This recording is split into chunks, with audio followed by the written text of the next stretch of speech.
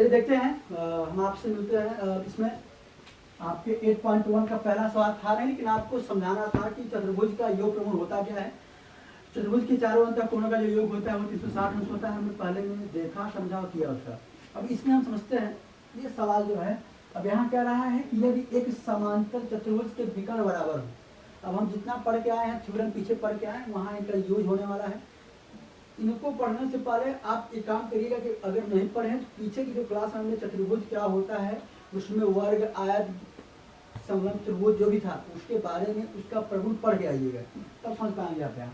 अब देखिए कह रहा है कि यदि एक चतुर्भुज के विकर्ण बराबर हो तो दर्शाइए कि वह एक आयत है। क्या है वह? एक आयत। हम मान लेते हैं कि यह एक चतुर्भुज क्या है? त्रिभुज है, समांतर है। कैसा भैया? समांतर। अब भैया ये लिख लो, समांतर चतुर्भुज है।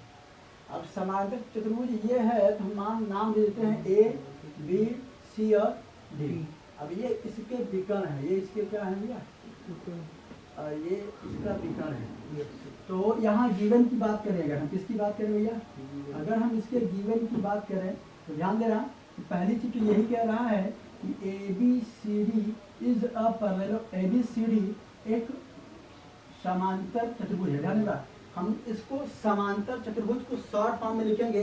पहला मान समांतर, ये साइन किसका है? चतुर्भुज है। ठीक है, एक क्या है? समांतर चतुर्भुज है। जिसमें क्या कह रहा है भैया? जिसमें ए सी बराबर क्या होता है? बी डी ए गिवन है। इसके विकर्ण क्या है? बराबर है। और आप एक चीज और जानते हो, एक चीज आप क्या जानते हो? एक चीज आप ये जानते हो कि अगर यह चतुर्भुज समांतर होगा, जो इसके संलग्न भुजाएं होंगी वो क्या होंगी? आपस में बराबर होंगी और समांतर भी होंगी। वो ठीक है, बराबर भी होंगी। तो इसको लिख लिए। अब इसका मतलब अगर आप चाहो समझ जाओ कि ए बी बराबर बी सी, बी सी बराबर सी डी, सी डी बराबर डी ए, ये बराबर होंगे क्योंकि चतुर्भुज कैसा है? समांतर है। इसकी संलग्न भुजाएं भी क्या होंगी? बराबर बराबर। अच्छा आ जाओ भैया, दूसरा काम क्या कर रहा है कि आपको जो टू प्रूफ करना है, क्या करना है भैया? टू प्रूफ जो करना है बाबू, वो ये करना है कि दर्शाइए कि वह एक आयत है। देखो आयत के लिए याद तुम क्या करो? अपोजिट साइड्स आर इक्वल दिखा दो। अपोजिट साइड्स आर इक्वल दिखा दो। तो अब इसके दोनों काम हो सकता है। क्या कर सकते हो भैया तुम? यह एक ट्रायंगल मान लो, ये ट्रायंगल ए बी ओ ले लो और एक ट्रायंगल डी। और सुन लो, आपको करना क्या रहेगा कि यह तो अपोजिट साइड इक्वल दिखा दो, या तुम क्या कर दो, कोई एक एंगल, कोई एक एंगल तुम क्या दिखा दो? 90 दिखा दो। क्या दिखा दो? तो हम क्या देते हैं, कोई एंगल मान लेते हैं हम। अगर हम देखें तो हम इसी को ले लेते हैं। क्या नाम है इसका? B. Angle A B C, angle A B C हम दिखा देते हैं 90, या हम दिखा देते हैं एंगल बी सी डी 90 दिखा देते हैं। कोई एक एंगल क्या दिखा दें? तो मुझे पता है कि जो आपका रेक्टेंगल होता है, रेक्टेंगल का जो इच एंगल होता है कितना होता है? वो 90 होता है। हम 90 अंश का प्रूफ कर दें किसी भी एक एंगल को तो हमारा यह रेक्टेंगल होगा। या हम इसके अपोजिट साइड्स को क्या करते हैं? इक्वल कर दें तो हमारा क्या हो जाएगा? कैसे कर सकते हो तुम? एक बार ए बी सी ले लो और एक बार डी बी सी ले लो। इसको सर्वांगसम प्रूफ कर दो। सर्वांगसम से ए बी बराबर डी सी कर दो, बाइसेक्ट सी डी कर दो। बहुत टाइम नहीं है। समझो, यहाँ जाओ, समझो। अब ए बी सी बराबर क्या करेंगे? हम 90 करेंगे।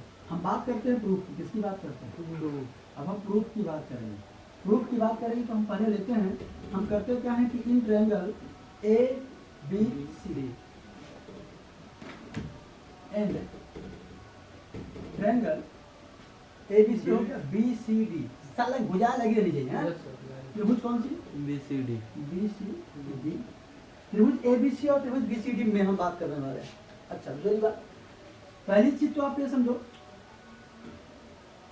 क्या समझो?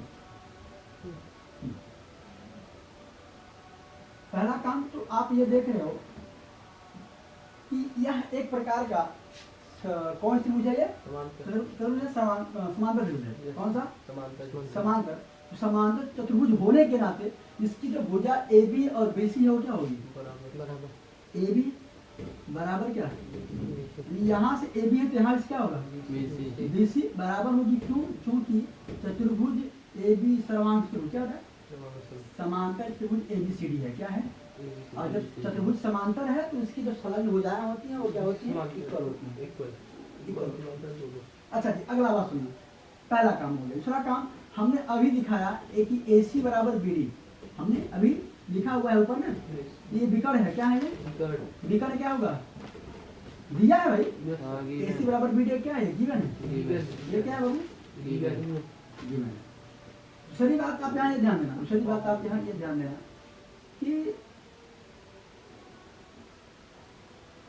कुछ कॉमन होगा। BC बराबर BC बराबर BC कर दो, yes sir BC बराबर BC बराबर BC कॉमन ये तुम्हारा क्या हो जाएगा, कॉमन BC यहाँ भी है, BC यहाँ भी है, yes sir है कि नहीं, yes sir हाँ हो जाएगा कॉमन। इस हिसाब से मैं लिख सकता हूँ जो त्रिभुज ABC सर्वांगसम कॉन्ग्रुएंट त्रिभुज BCD by triple S yes sir triple S हो गया। लेकिन मेरा काम यहाँ खत्म नहीं हुआ, मेरा काम यहाँ खत्म नहीं हुआ। BC ज्यादा है हम एक चीज कर सकते हैं कि यहाँ से एंगल B और यहाँ से एंगल C ठीक, हम लिख सकते हैं कि एंगल B बराबर एंगल C बराबर angle by C by CP by CP CP। अच्छा एक चीज और सुनना, एक चीज और और सुनना।